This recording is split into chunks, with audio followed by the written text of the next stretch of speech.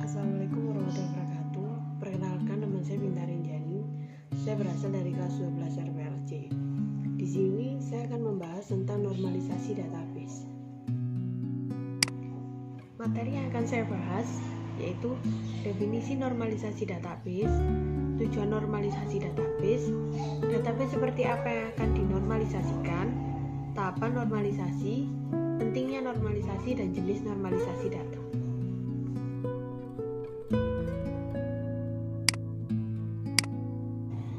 Definisi normalisasi data.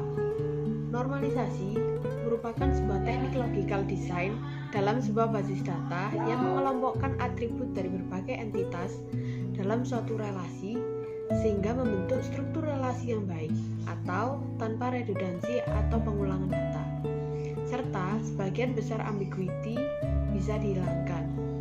Atau pengertian singkatnya, normalisasi database adalah proses pengelompokan atribut data yang membentuk entitas sederhana, non-redundan, fleksibel, dan mudah beradaptasi, sehingga dapat dipastikan bahwa database yang dibuat itu berkualitas yang baik.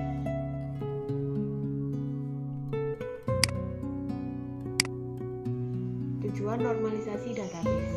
Tujuannya adalah untuk menghilangkan dan mengurangi redundansi data, dan tujuan yang kedua adalah memastikan dependensi data atau data berada pada tabel yang tepat. Jika data dalam database tersebut belum dinormalisasi, maka akan terjadi 3 kemungkinan yang akan merugikan sistem secara keseluruhan. Yang pertama, insert anomaly.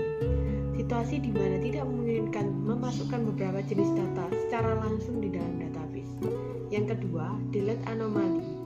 Penghapusan data yang tidak sesuai dengan yang diharapkan. Artinya, data yang harusnya tidak terhapus mungkin akan ikut terhapus. Yang ketiga, update anomaly. Situasi di mana nilai yang diubah menyebabkan inkonsistensi database, dalam artian data yang diubah tidak sesuai dengan yang diperintahkan atau yang diinginkan. Database seperti apa yang akan dinormalisasi? Tidak semua database bisa dinormalisasi, hanya tipe relasional database yang bisa dinormalisasi. Banyak vendor di WMS, diantaranya Oracle, MySQL, SQL Server, dan lain-lain. Jenis normalisasi data.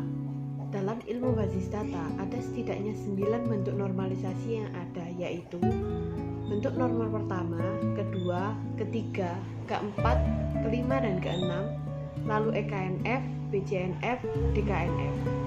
Namun, dalam prakteknya, dalam dunia industri, bentuk normalisasi ini yang paling sering digunakan ada sekitar 5 bentuk, yaitu bentuk tidak normal, bentuk normal pertama, kedua, ketiga, dan BCNF. Tahapan normalisasi.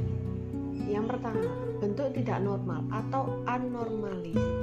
Bentuk tidak normal merupakan kumpulan data yang direkam tidak ada keharusan dengan mengikuti suatu form tertentu. Pada bentuk tidak normal terdapat repeating group atau pengulangan grup, sehingga pada kondisi ini data menjadi permasalahan dalam melakukan manipulasi data, atau biasa disebut anomali. Ini adalah bentuk tabel yang masih belum normalnya. Tahapan normalisasi. Bentukan normal pertama atau first normal form. Bentukan normal pertama mensyaratkan beberapa kondisi dalam sebuah database. Berikut adalah fungsi dari bentuk normal pertama ini. Yang pertama, menghilangkan duplikasi kolom dari tabel yang sama. Yang kedua, buat tabel terpisah untuk masing-masing kelompok data terkait dan mengidentifikasi setiap baris dengan kolom yang unik atau primary key. Pada intinya, bentuk normalisasi pertama ini mengelompokkan beberapa tipe data atau kelompok data yang sejenis agar dapat dipisahkan sehingga anomali data dapat diatasi. Contoh adalah ketika kita ingin menghapus, mengupdate, atau menambahkan data peminjam, maka kita tidak bersinggungan dengan data buku atau data penerbit, sehingga inkonsistensi data dapat mulai dijaga. Berikut ini adalah adalah contoh tabel dari first normal form atau bentukan yang pertama. Tahapan normalisasi bentukan yang kedua.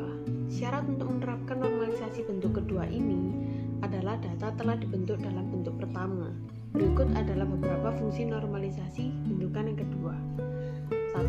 Menghapus beberapa subset data yang ada pada tabel dan menempatkan mereka pada tabel terpisah. Yang kedua, menciptakan hubungan antara tabel baru dan tabel lama dengan menciptakan foreign key. Yang ketiga, tidak ada atribut dalam tabel yang secara fungsional bergantung pada kandidat key tabel tersebut. Berikut adalah contoh bentuk tabel bentukan yang kedua. Tahapan normalisasi bentuk ketiga. Pada bentuk ketiga, tidak diperkenankan adanya transitive dependency dalam sebuah tabel. Transitive dependency biasanya terjadi pada tabel hasil relasi atau kondisi di mana terdapat 3 atribut A, B, dan C. Kondisinya adalah A melalui B dan B melalui C. Maka C dikatakan sebagai transitive dependency terhadap A melalui B. Intinya, pada bentuk yang ketiga ini, jika terdapat suatu atribut yang tidak bergantung pada primary key, tapi bergantung pada field yang lain, maka atribut-atribut tersebut perlu dipisah ke tabel baru. Contohnya, ada pada atribut key. Kolom tersebut tidak bergantung langsung pada primary key kode faktur, melainkan bergantung pada kolom kode barang. Jadi setelah dinormalisasi, bentuk ketiga akan menghasilkan tabel berikut.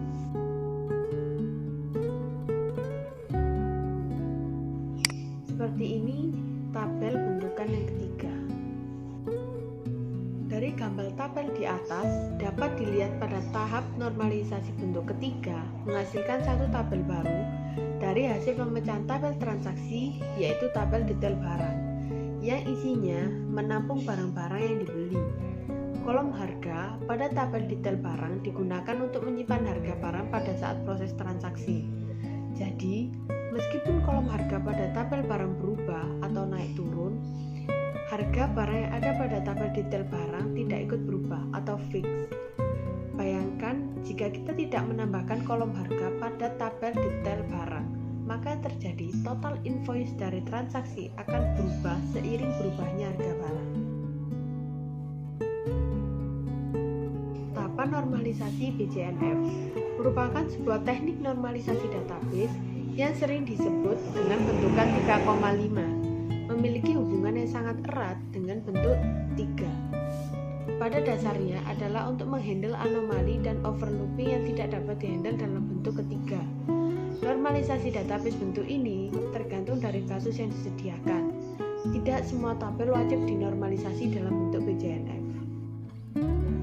Untuk tabel, untuk memenuhi bentuk normal boycott harus memenuhi 2 kondisi berikut, yaitu tabel harus dalam bentuk normal ketiga dan ketergantungan apapun A melalui B, A harus menjadi super key point. Kedua terdengar agak rumit.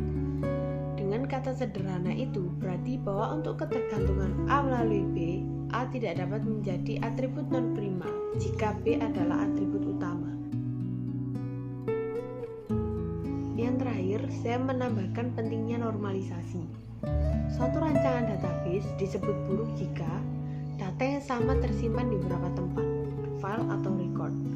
Yang kedua, ketidakmampuan untuk menghasilkan informasi tertentu. Yang ketiga, terjadi kehilangan informasi. Yang keempat, terjadi adanya redundansi atau pengulangan atau duplikasi data sehingga memboroskan ruang penyimpanan dan menyulitkan saat proses updating data. Lalu timbul adanya null value. Yang terakhir, kehilangan informasi bisa terjadi bila pada waktu merancang database atau melakukan proses dekomposisi yang keliru.